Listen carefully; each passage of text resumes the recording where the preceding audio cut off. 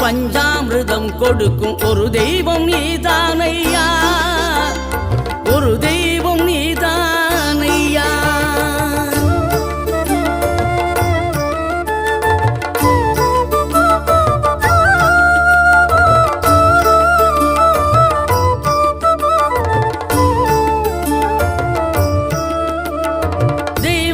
வள்ளியுடன் மணக்கோலம் கொண்டு திருப்பரம் குன்றம் வாழ்கின்றவன் நீ, தேவர்களை காத்திடவே வீரமுடன் வேலெடுத்து செந்தூரில் ஆழ்கின்றவன்.